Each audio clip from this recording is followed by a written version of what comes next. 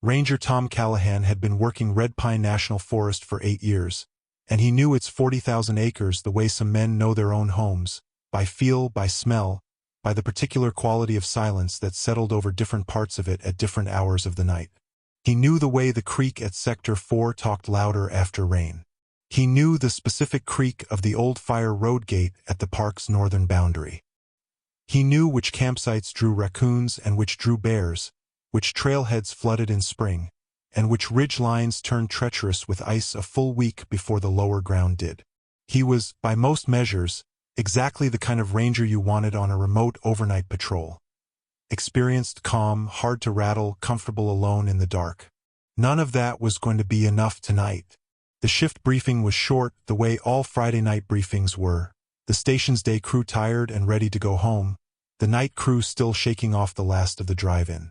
Tom's patrol partner for the evening was a ranger named Gil Mercer, 43 years old, 12 years with the Forest Service, a broad-shouldered man from East Tennessee who told bad jokes with great confidence and made genuinely excellent chili, which he brought to every potluck in a scratched-up orange pot he'd had since college.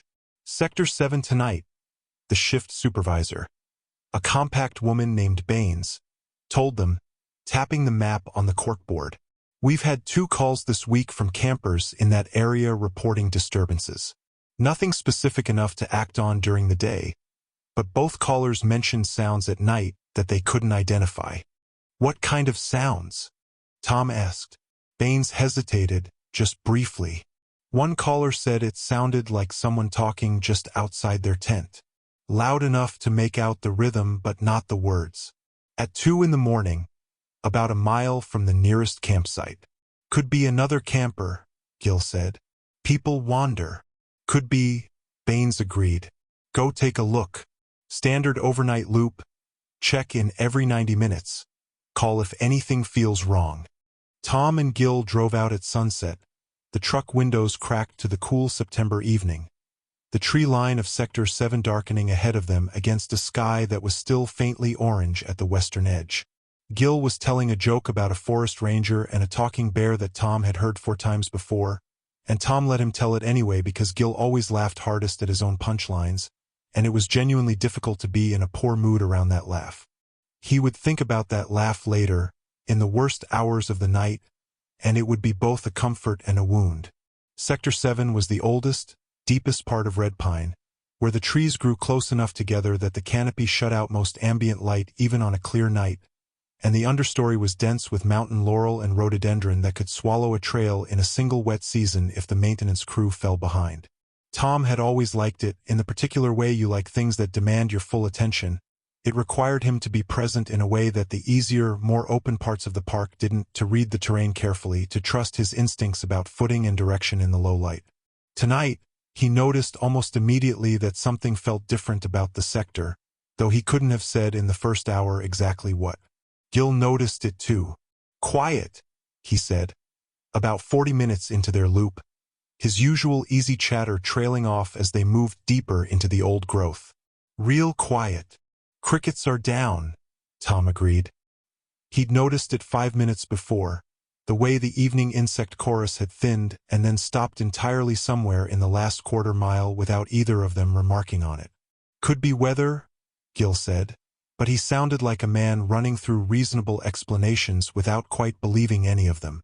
Tom swept his flashlight beam across the trail ahead and then along both sides of it, a habit he'd developed years ago and maintained without thinking about it. Trees, brush, the occasional pair of eyes low to the ground that blinked and vanished. Possum or raccoon, no concern. Nothing out of the ordinary, nothing that his instincts flagged as wrong. And yet the sector felt different.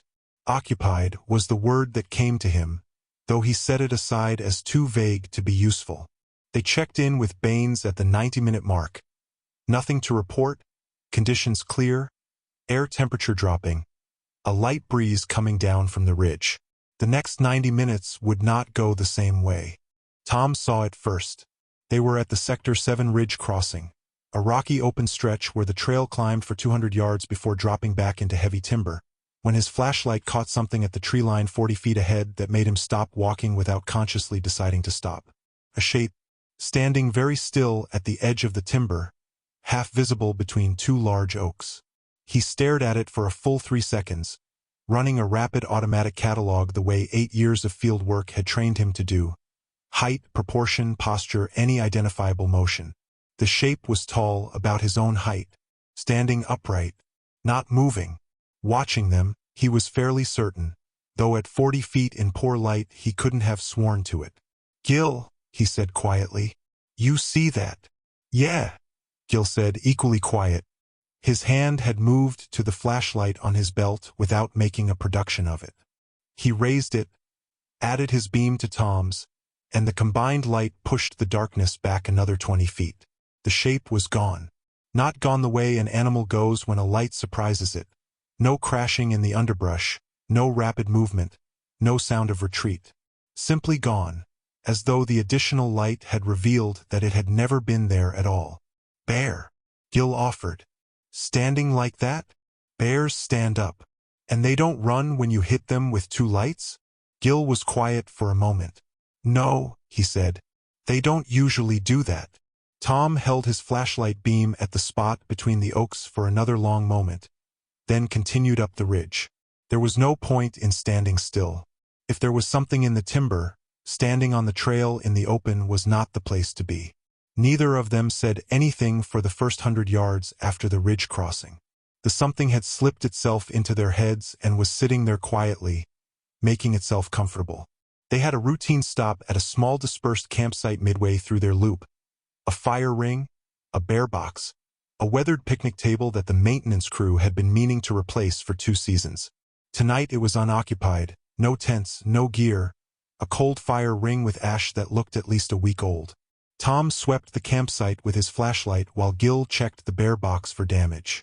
Clean site, nothing unusual. He was about to say so when he noticed the ground near the picnic table. Footprints in the soft dirt. 2 sets, side by side, both heading away from the table and into the tree line to the north. One set was smaller, deeper at the toe, someone who'd left in a hurry. The other set, beside it, was exactly the same size and shape as Tom's own boot. He looked at the prints for a long moment before calling Gil over. "When was the last campsite report for this location?" Tom asked. Gil pulled his notebook. "Tuesday. 2 night campers. Checked out Wednesday morning. Area was clear. So nobody camped here after Wednesday." "That's right." Tom crouched beside the prints and studied them with his flashlight. The first set, the hurried ones, the smaller ones, pressed hard into the mud at the toe and shallow at the heel, running or close to it. The other set was steady, even unhurried, following. "Tom," Gil said. He'd moved to the edge of the campsite, flashlight aimed into the tree line. "Come look at this." Tom came. Gil's light was pointed at the ground just inside the timber, where the soft pine duff showed the continuation of the tracks. The 2 sets continued together into the forest, growing less distinct as the ground hardened, but clear for the first 30 feet. And then there was only one set. The smaller, hurried set had stopped. The other set continued on alone. "I want to follow these," Tom said. "I know," Gil said. "I don't want to follow these." Tom looked at him. "I know," Gil said again, and reached for his radio to check in with Baines before they went any further. Baines told them to proceed with caution and call immediately if the tracks led to any sign of a person in distress. Standard guidance, sensible guidance, the kind of guidance that assumed a sensible situation. Tom acknowledged it and moved into the timber. He followed the single continuing track for about 150 yards, Gil on his left with his own light, both of them moving quietly and watching the trail ahead with the focused attention of men who'd stopped treating this as a routine check. The tracks were odd. Tom had followed animal tracks for 8 years and human tracks almost as long, and he was good enough at it that he'd helped search and rescue locate 2 separate lost hikers over his career by reading sign. These tracks were human in their basic shape, but something about the gait was wrong. Too even, too metronomic, with none of the small weight shifts and course corrections that normal walking produced. Like something approximating the pattern of human footsteps without having learned them from experience. Then Gil touched his arm and they both stopped. Ahead, perhaps 60 yards, a voice. It was speaking at a normal conversational volume, the rhythm and cadence of casual speech, The exact kind of voice you'd hear if a person was walking through the forest talking on a phone or to a companion. But there was no second voice, no phone screen glow visible through the trees, and as Tom strained to make out the words, something in the back of his mind began sending signals that he didn't want to process. Because the voice, whatever it was saying, sounded like his. Not a general similarity. Not the way two voices sometimes share a regional accent or a comparable timbre. It was his voice, the exact pitch and rhythm and quality of it, speaking words he could not quite make out, moving steadily through the forest away from them. "Tom," Gil said very quietly. "That sounds like—" "I know," Tom said. He had his hand on his sidearm. He didn't draw it, but he did not take his hand off it either, and he did not move forward to investigate, because something in him had decided, clearly and finally, that following that voice through dark timber was not something he was willing to do. "We go back to the truck," he said. "Now." They turned around on the trail and made it about 40 yards back toward the campsite before Gil made a sound Tom had never heard from him before. A sharp, involuntary exhalation, like a man who'd been hit suddenly in the chest. Tom spun. Standing at the trail's edge, not 10 feet away, in the narrow gap between a stand of mountain laurel and a red oak the size of a small building, was himself. It lasted only a second, the time it took Tom's flashlight to swing around and find the shape standing there. But a second was long enough. It was his face, his build, his uniform, his posture. Standing with its hands at its sides and its head tilted at a slight angle, looking at him with an expression he couldn't fully read at that distance in the flashlight's beam, but which was not quite the expression a mirror shows you. Too still. Too studied, like someone concentrating hard on a performance they hadn't quite perfected. And the eyes were wrong. Even at 10 feet, even in the unsteady wash of a handheld flashlight beam, the eyes were wrong. They caught the light at an angle human eyes didn't, and they held it slightly too long before releasing it. A brief flicker of wrongness that Tom registered in the same animal part of his brain that had been quietly screaming at him for the past 20 minutes. Then Gil grabbed his arm and said, "Move," and they moved, fast, back toward the campsite and the trail and the truck. Tom did not look back. He could hear Gil's breathing beside him, rapid and ragged, and he could hear his own boots hitting the trail, and beneath those sounds he could hear, he was fairly certain, footsteps paralleling them in the timber off to their left, unhurried, keeping pace. They hit the campsite at a jog and cut across the fire ring toward the trail that led back to the truck. Tom had the route mapped in his head, 3/4 of a mile, open trail most of the way, one short stretch through heavy timber near the ridge crossing. He was calculating, as he ran, how long the timber stretch would take and what they'd do if the shape was waiting at the ridge. They never made it to the ridge crossing. Gil was a few feet ahead of him when they hit the junction where the campsite spur rejoined the main trail, and he went right, which was correct, which was the way back to the truck. Tom was 2 steps behind him. Something came out of the laurel on the left side of the junction moving fast, and it hit Tom from the side with enough force to take him off the trail and into the underbrush, and by the time he got his feet under him and his flashlight pointed in the right direction, Gil was gone. Not gone like he'd run ahead. Gone like the forest had simply closed around him. "Gil!" Tom's voice came out sharp and hard, the bark of a man trying to reassert control of a situation that had left his control entirely. "Gil, answer up." Silence. The particular, total silence that Sector 7 had been wearing all night, sitting heavy and complete in every direction. He waited 30 seconds, scanning the tree line with his flashlight, and then the sounds started. From somewhere to the north, off the main trail, in the heaviest timber, a voice. Gil's voice, unmistakably, calling Tom's name, high and urgent, fading. Tom stood at the junction and made himself think instead of react. Whoever or whatever had separated them wanted him in that timber. The voice was bait, and he knew it was bait, and the knowing did not make it easier to stand still while Gil's voice called for him from the dark. He keyed his radio. "Baines, I need backup at Sector 7, Campsite Junction, now. Gil is separated, possible hostile in the area. I have eyes on an unknown subject." Static. He tried again. More static. He checked the radio. Full battery, proper channel, no obvious damage from the hit that had taken him off the trail. He was alone, and the radio was dead, and somewhere in the dark to the north, something wearing Gil's voice was calling his name. Tom was a practical man. He did not stand at the junction and weigh his options for longer than he needed to. He could go north into the timber toward Gil's voice, which was almost certainly a trap. He could go south toward the truck, which was 3/4 of a mile away on a trail he'd have to cover alone with a dead radio and something in the forest that knew exactly what he looked like. Or he could stay at the junction, which was open ground with sight lines in multiple directions, and wait for the shape to come to him rather than following it into its preferred terrain. He chose to stay, and he chose to get off the trail and into the shadow of the large oak at the junction's edge, and he chose to turn his flashlight off. The dark was total for about 30 seconds while his eyes adjusted. Then it became the dark he knew, shades of black and dark gray, the particular texture of forest at night when your eyes had settled, shapes emerging from shapes. He heard Gil's voice stop mid-call, cutting off cleanly rather than fading naturally. Then nothing for 2 full minutes. Then something came down the north trail toward the junction, moving steadily, and Tom pressed against the oak and held his breath. It was him, walking at an easy pace, hands in the pockets of a uniform that was his, face pointed forward with the particular focus of someone navigating familiar ground in low light. It walked through the junction and stopped on the south trail, and it stood there for a moment, and then it turned and looked directly at the oak where Tom was hiding in shadow. Couldn't have seen him. The dark was too complete and he had not moved. But it turned and looked directly at him anyway. "I know where you are," it said in his voice with his exact inflection. The voice he heard on old voicemails sometimes and barely recognized as himself. Then it turned away and continued down the south trail, toward the truck, and disappeared into the dark. Tom waited for minutes in the shadow of the oak before he moved.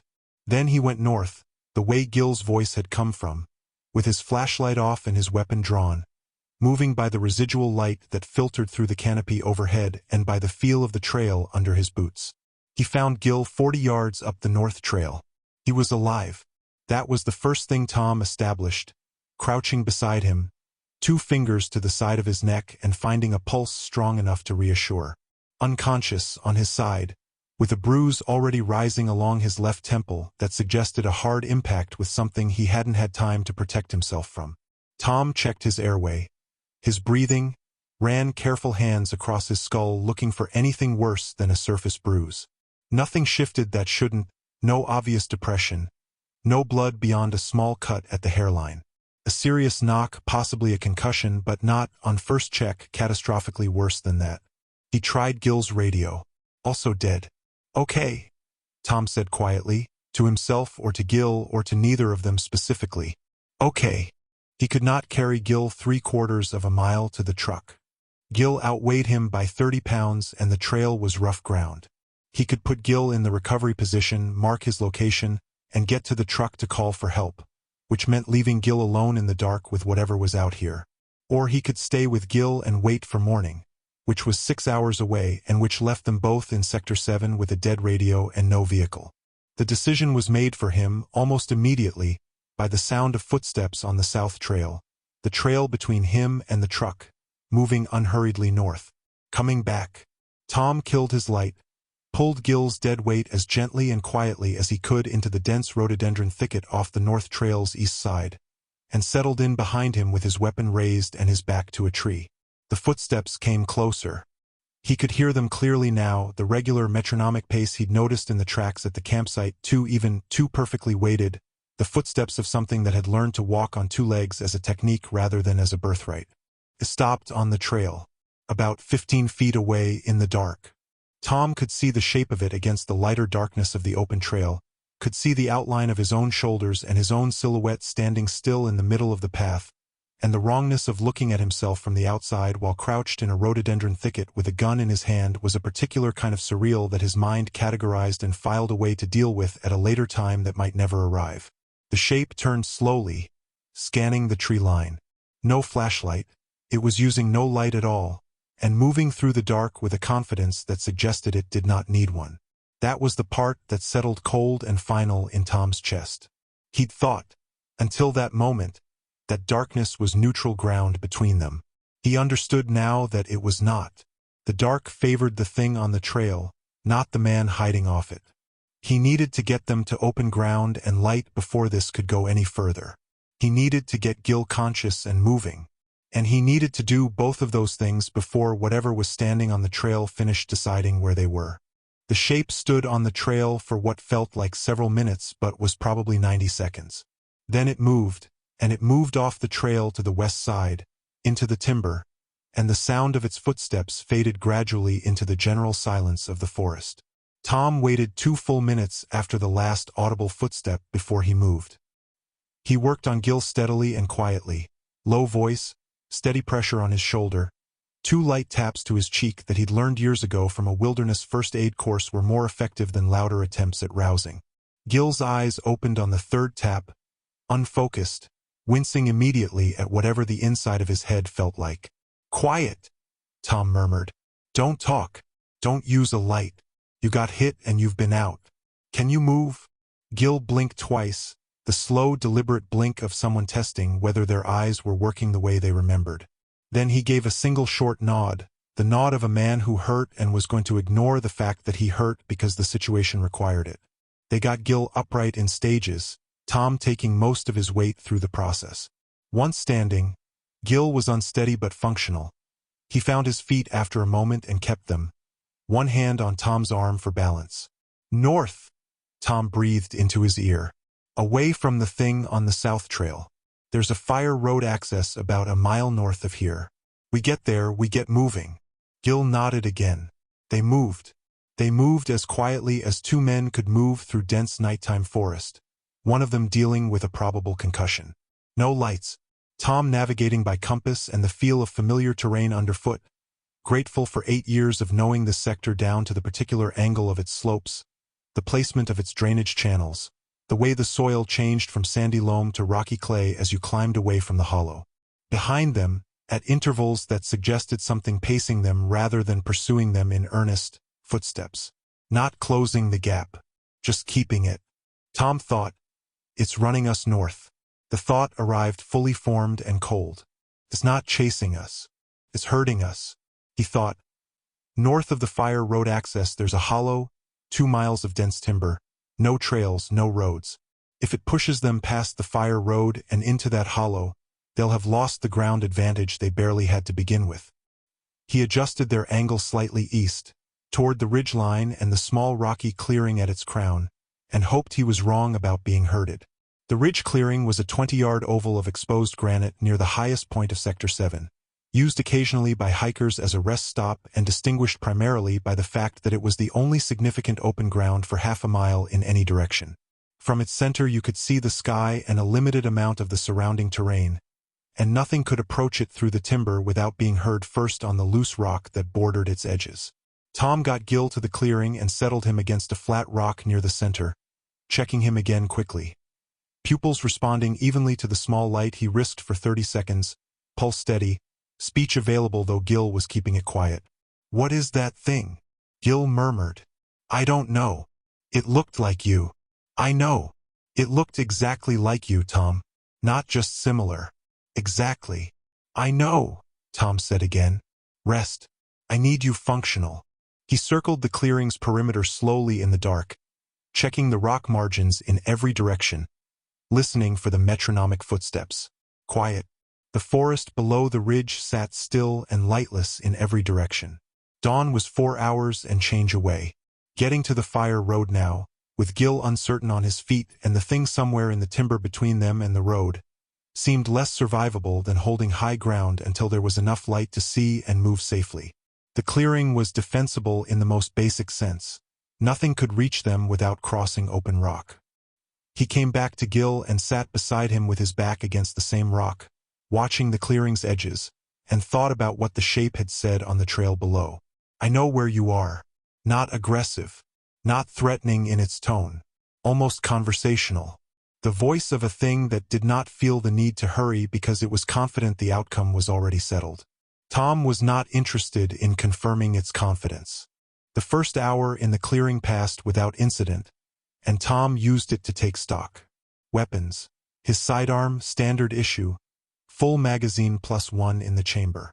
Gil's sidearm, which he'd taken to keep his partner from reaching for it instinctively while still disoriented. 2 flashlights between them, both functional. 1 folding knife on his belt. Communication. Both radios still dead. No cell signal. Sector 7 was a known dead zone, and they both carried personal locator beacons for exactly that reason. Tom had triggered his after the second failed radio attempt, which meant a signal had gone out to emergency services. Whether it had been received, whether help was coming, and how long it might take were all unknowns. Terrain. The clearing offered the advantages already noted, and the disadvantage that there was no cover if the thing crossed the open rock directly. 2 lines of retreat, both leading back into heavy timber and back toward whatever was circling below. Time. 4 hours to dawn, roughly. More precisely, for hours and about 20 minutes before enough light filtered through the canopy to make movement through the timber viable without lights, and possibly 4 hours before the shape lost whatever advantage the dark gave it. Tom didn't know if light mattered to the thing. He didn't know a lot of things about it, and the not knowing was its own problem because everything he'd been trained to manage, lost hikers, wildlife encounters, weather emergencies, medical situations in remote locations, had established protocols that assumed you were dealing with something that operated by known rules. This did not operate by known rules, and he'd been watching it adapt to every decision he made with an ease that suggested it had done this before. He thought about the campers' reports. Someone talking just outside their tent. The rhythm of speech without the words. How many times had it done this on this mountain before tonight? Gil was more lucid by the second hour. The concussion's worst effects easing into a persistent headache, he managed without complaint. He sat beside Tom with his back straight and his eyes on the clearing's edges, and after a long silence he spoke in the careful, quiet voice of a man choosing his words with intention. "When it hit me," he said, "at the trail junction, I got a look at it before I went down." Tom waited. "It was you," Gil said. "I mean, I know it wasn't you. I know that now. But in the moment, for about half a second, I thought you'd come around the other side of the junction and were moving fast toward me. That's why I didn't react the way I should have. Because my brain said it was you." "That's how it works," Tom said quietly. "I think that's the whole point. It used your face to get close to me." "Yes." Gil was quiet for a moment. "What does something like that want?" Tom considered the question honestly. "I don't know. It had a chance to take us both at the junction, and it didn't. It's following us, but it's not closing in. It put you down, but it didn't." He stopped. "It didn't do worse than that." "It's playing," Gil said flatly. "Maybe. Or it's waiting for something. Specific conditions it wants before it finishes this." "What conditions?" Gil looked at Tom directly. "It's wearing your face. I wonder if it wants to be the only you." The clearing sat quiet around them. Tom turned that thought over, feeling its weight, and found he didn't have a good argument against it. At 12 minutes past midnight, the thing crossed onto the clearing's rock margin from the northwest. Tom saw it before it had fully cleared the timber, the silhouette of his own shoulders against the marginally lighter sky, moving across the loose rock at the clearing's edge with eerie, careful silence, each foot placed with a precision that kept the rock from shifting beneath it. He stood up from beside Gil, putting himself between it and his partner, weapon raised. "Gil, on your feet. Move east." Gil was already moving. The shape stopped at the clearing's edge, about 30 feet away, and stood there the way it had stood on the trail below. Still, composed, with its head at that slight angle that suggested curiosity rather than aggression. "Stay right there," Tom said. He kept his voice level. His hands were steady. 8 years of training had given him enough automatic control over his body that it continued to function correctly even when his mind was processing something that should have made it lock up entirely. The shape looked at him. In the ambient light of the clear sky it was less distinct than it had been in the flashlight's beam, but the wrongness of it was still visible, the slight delay in how it moved, as though consulting instructions between actions, the eyes that held light a fraction too long. "What are you?" Tom asked. A pause. Then, in his own voice, with his own particular drawl on certain vowels that he'd never been able to train out of himself, "You already know what I am. I know what you're pretending to be." Another pause. "I'm not pretending," it said. "I'm practicing." Tom kept his weapon up and his eyes on the shape at the clearing's edge. It had not moved from its position at the rock margin, and the fact that it was speaking, that it seemed to want to speak, told him something though he wasn't yet sure what. "Practicing for what?" he said. "For after," it said. "After what?" It tilted its head further. "You already know that too." Gil had moved to the clearing's eastern edge and crouched behind a low rock shelf, his own recovered weapon trained on the shape. Having a second line covered helped. Tom didn't look at Gil, but the awareness of him there was useful. "You killed people on this mountain before us," Tom said. It wasn't a question. "I've practiced before," it agreed. The campers who reported sounds. Someone talking outside their tent. "I needed to hear more voices," it said, "to get the quality right. Yours was more difficult. You don't talk to yourself much. Most people do." Tom thought about long solo patrols, about his own comfortable silence, and felt a cold recognition move through him. "You've been watching me." "Listening," it corrected. Watching was easier. Listening takes time. How much time? The shape was quiet for a moment, and in the quiet Tom heard what he'd been waiting for. Gil on the eastern edge, giving 3 short taps on his radio, the manual signal they'd agreed on back in the rhododendron. The locator beacon had been received. Help was coming. He needed to keep it talking. "How much time?" he asked again. "Long enough," it said. "That's all that matters." It moved without warning, covering the 30 feet of open rock between them at a speed that Tom's eyes and his training both insisted was not possible, and he fired twice center mass before he'd consciously registered that it was moving. Both rounds connected. He heard them connect, felt the certainty of it in the way the weapon recoiled and the way the shape's movement changed mid-stride. A hitch, a stumble, the precise interruption of that metronomic stride he'd been watching all night. It didn't stop. It hit him with enough force to take him off his feet, and he hit the granite hard enough to lose the weapon and about half a second of linear memory, and then he was on his back on the rock with the thing on top of him and his own face looking down at his face from inches away, and the eyes were pale and wrong and completely without the human uncertainty that should have been there at that range, in that moment, between 2 faces that were identical in every measurable particular except the humanity behind them. 2 shots from Gil's position, fast and precise, and the weight came off him and the thing snarled. A sound that started as his voice and ended as something that had never been his voice at all, and twisted toward Gil's position with a speed that made Tom scream his partner's name without thinking. "Down!" Tom shouted. "Gil, down!" He heard Gil hit the rock. He heard the thing's footsteps cross the clearing. He got to his feet, found his weapon, and moved.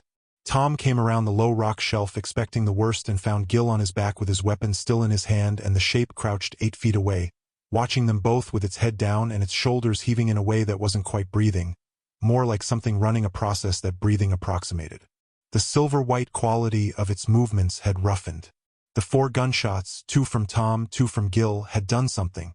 Not stopped it, not dropped it, but the metronomic precision was gone, replaced by something more effortful and less certain. Tom stood beside Gil and both of them had weapons up, and for a long moment nothing moved in the clearing. "You can't kill me," it said in his voice, but the voice was off now. Slightly lower in register, the vowels just a degree wrong, like a recording played back at marginally the wrong speed. Whatever damage the rounds had done, it was affecting the performance. "Not trying to kill you," Tom said. It was a lie he said clearly and calmly, because he'd decided during the 2 seconds he'd spent getting to his feet that giving the thing accurate information was not in his interest. "Trying to keep you right here until the people I called show up." A pause. "No one is coming. You'd be surprised." The shape shifted its weight, and Tom tracked the movement with his muzzle, and beside him Gil did the same, and the 3 of them held that position in the open air of the ridge clearing while the stars wheeled above them and somewhere far to the east, invisible and not yet real, the first suggestion of a horizon was beginning to pale. The shape did not rush them again. It moved twice more in the next 2 hours, once to the northern edge of the clearing, once back toward the western margin where it had first entered, and each time both Tom and Gil tracked it without firing, conserving ammunition, maintaining the standoff. Tom was betting, consciously and without certainty, that daylight mattered to the thing. That whatever it was, whatever mechanics underlaid its ability to wear his face and move through darkness without a light source, those mechanics did not survive the same conditions that he did. He didn't know that. He was reasoning from limited observation and a desperate need to believe that morning would change something. Gil held together through those 2 hours with the particular stubbornness of a man from East Tennessee who had decided he was not going to be the thing that failed in this situation, concussion or no concussion. He kept his weapon up, kept his eyes moving, and once, during a long quiet stretch when the shape was still at the clearing's western edge, leaned close to Tom and said quietly, "I owe you a chili dinner after this." "You owe me about 4 of them," Tom said. "Done," Gil agreed. Tom watched the shape standing motionless at the clearing's edge and thought about the things it had said. "I'm practicing. For after." The patience of a thing that had been at this, in some form, for long enough to study a man's voice over weeks or months, to get the vowels right and the rhythm right and to learn which trails he'd take and when. He thought about what Gil had said. Maybe it wants to be the only you. If that was what it wanted, morning was both their enemy and their hope. Because if daylight stripped the thing of its advantage, it would either need to finish this before the sun came up, or wait for another night, and Tom was not planning to give it another night. He was planning, the moment this clearing got light enough to see in, to be the one doing the hunting instead of the hunted. The sky did not turn pink or orange. It turned a deep gray first, the particular cold gray of early light in September when cloud cover sits low and diffuse, and the first effect of it in the clearing was simply that shapes resolved out of blackness into shades of gray, and Tom could see the rock margins and the tree line and the things standing at the western edge without using a flashlight. He watched the shape as the light grew, and he saw it change. Not dramatically, not the way a special effect changes, but the light seemed to disagree with it in small ways, to find inconsistencies in its performance that the dark had hidden. The face was slightly wrong at 30 yards in gray dawn. The proportions held but the texture didn't, something in the surface of the skin that resolved in daylight into something that had approximated the right color and tone without quite achieving it. The eyes, in the growing light, had lost the human camouflage entirely. They were pale and wrong and openly not his eyes, just shapes that held the same position his eyes would have without any of the particular expression of a person who had history and memory and specific concerns. The shape seemed to know it. Tom watched it retreat a step, back toward the timber, and then stop. "Gil," Tom said quietly, "how are you doing?" "Functional," Gil said. "Tell me what we're doing." "We're going to move it toward the light," Tom said. "Every step it takes toward the eastern edge puts it in the most direct path of whatever sun there is this morning. I want to see what that does. And if it doesn't do anything, then we find out how many rounds we have left and we use them before it figures out what we're doing." Tom moved first, deliberately stepping to his left, toward the clearing's southern edge, not toward the shape, but in a direction that changed the geometry between them, that pulled the shape's attention and would, if it tracked him the way he was betting it would, draw it toward the eastern edge in the process. Tracked him. It moved to maintain the same relative position it had been holding, keeping the same 30 feet of open rock between them, and in doing so stepped directly into the growing gray light that was falling cleanest and fullest on the clearing's eastern quarter. Tom watched its face in the light and kept walking. The face was worse in this light. Whatever it used to hold the shape of his features, whatever process that was, whatever it was made of underneath the performance, was losing coherence in a way that was visible from 30 feet. The jaw slightly too wide now. The eyes definitely wrong. The posture, which had been one of the most convincing parts of the mimicry, had gone rigid in a way that suggested something working harder to maintain a result it was achieving less efficiently. "Hold your position, Gil," Tom said. He stopped walking. He raised his weapon. "I don't think you can finish this in the light," he said. "I think you needed the dark. I think the night was your advantage, and you burned it standing in that clearing talking to me." The shape looked at him with its wrong eyes. "And I think," Tom said, "that there are people from my service about 20 minutes away from this ridge, because my beacon went off 5 hours ago, and they are coming here whether you move or not." The shape was still for a long moment. Then it did something Tom had not anticipated. It turned away from him, walked to the clearing's western edge, and without pausing or looking back, stepped into the timber and was gone. Tom held his weapon on the western tree line for a full 5 minutes after the shape disappeared. Then he lowered it slowly, keeping his eyes on the timber. "Is it gone?" Gil asked. "I don't know," Tom said. "I think it's choosing to be gone. Those aren't the same thing." He crossed to Gil's position and checked him quickly. Pupil still responding, the bruising at his temple had purpled and spread. His hands were steady. Can you walk a sustained distance? Yes. We move south along the ridge line toward the fire road access. Not through the timber. Along the ridge in the open where we can see approach from either side. Slow pace, you tell me if you need to stop. I won't need to stop. You'll tell me if you do. Gil nodded, accepting the amendment without arguing, which told Tom more about his state than anything else could have. Gil Mercer did not, in the normal run of events, accept being managed.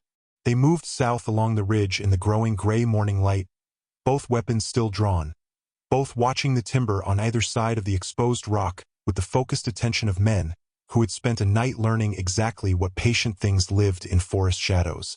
Tom heard nothing in the timber. He didn't trust the nothing, but he moved through it anyway, because the alternative was staying still, and he'd made his peace with movement as the better option hours ago. Somewhere below them, through the trees, he heard the distant sound of vehicles on the fire road, and it was the best sound he had ever heard in his life. The search and rescue team found them at the ridge line's southern end, at the point where exposed granite met the first of the lower timber, and the fire road switchback was visible 200 yards below through the thinning trees.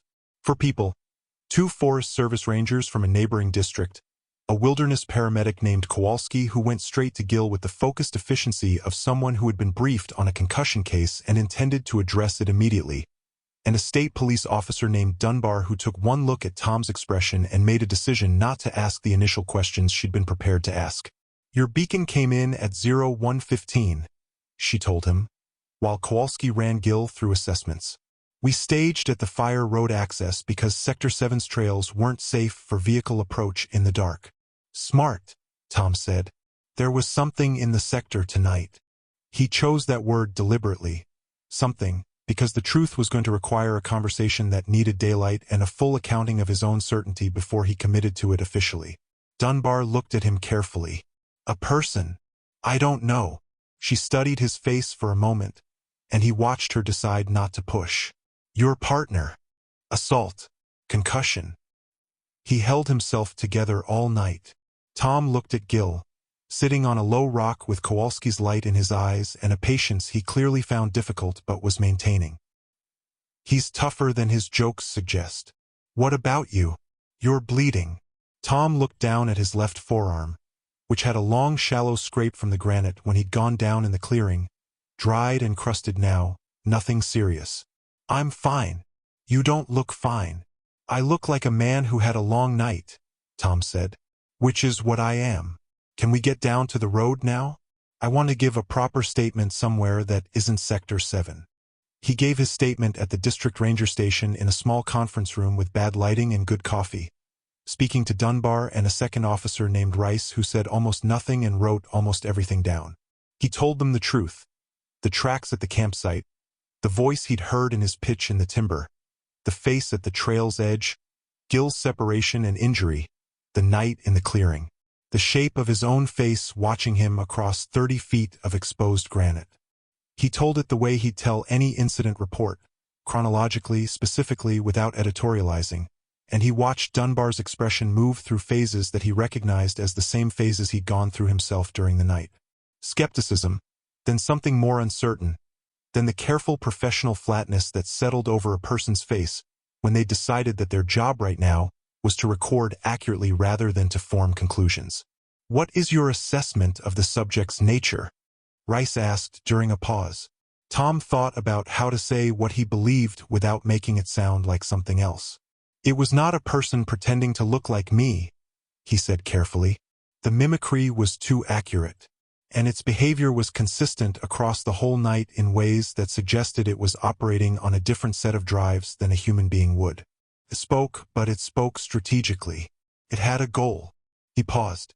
I think the goal was to take my place. What that means specifically, I can't tell you. Rice wrote that down without any visible reaction. Dunbar leaned back in her chair. You understand that the official report is going to struggle with some of this. I know what I saw, Tom said. I've been writing incident reports for 8 years, and I've never written a false one. I'm not starting now. I'm not asking you to Dunbar said. She looked at him steadily. I'm telling you, there are people, more than you'd think, working in isolated terrain like this, who've filed reports describing things that don't match the established categories. They exist in a file that very few people have regular access to. I think your report is going to end up in that file. She paused. And I think someone from that file's maintaining office may be in contact with you shortly. Tom looked at her for a long moment. How large is that file? Dunbar stood, gathering her notes. Larger than it should be, she said, and left the room. Tom drove back to Red Pine the following afternoon. He hadn't planned to. He told himself, in the ranger station conference room with coffee going cold beside him, that he was going to take his mandatory post-incident leave, sleep for approximately 3 days, and let the official investigation run its course before he went anywhere near Sector 7 again. He was at the Sector 7 trailhead by 2 in the afternoon. He sat in his truck for a while without getting out, looking at the trailhead signboard with its cheerful map and its hiking time estimates and its reminder to pack out what you pack in, and felt the strangeness of the ordinary world asserting itself against the texture of the previous night. Daylight made everything blunt and manageable. The trail into Sector 7 looked like a trail, packed earth and root, dappled light through the canopy, the ordinary sound of a red-tailed hawk somewhere above the ridge. Nothing that anyone standing at this trailhead in the afternoon would look at and see as sinister. Tom knew better. He knew, specifically, 3 things he hadn't known before last night. The first was that the forest he'd worked for 8 years contained things he didn't have categories for yet, and that the absence of categories was his limitation, not the things. The second was that whatever had worn his face in that clearing had not been caught, and had not been destroyed, and was still somewhere in the 40,000 acres of red pine, possibly practicing, possibly waiting for conditions it preferred. The third was that he intended to be the one who found it before it found another set of partners to separate in the dark. He was a practical man, and he was an experienced ranger, and he had spent a night learning things about his adversary that no file and no predecessor had taught him. He had its voice wrong now. He'd heard the performance degrade. He knew it worked in darkness and worked worse in light. He knew it talked when it thought talking gave it an advantage, and that the talking was a tell because the real him talked when it felt natural and not as a tactic. He got out of the truck. He stood at the trailhead in the afternoon light, looking at the ordinary woods, and he thought about Gil, who was concussed and resting and was going to make him 4 chilly dinners, and he thought about the long night just past, and he thought about the file Dunbar had mentioned, and all the names in it who'd seen something they couldn't categorize in the old, deep, lightless parts of the country's forests. Then he picked up his radio, his new radio which was working, and he walked into the trees. He wasn't running. He was looking.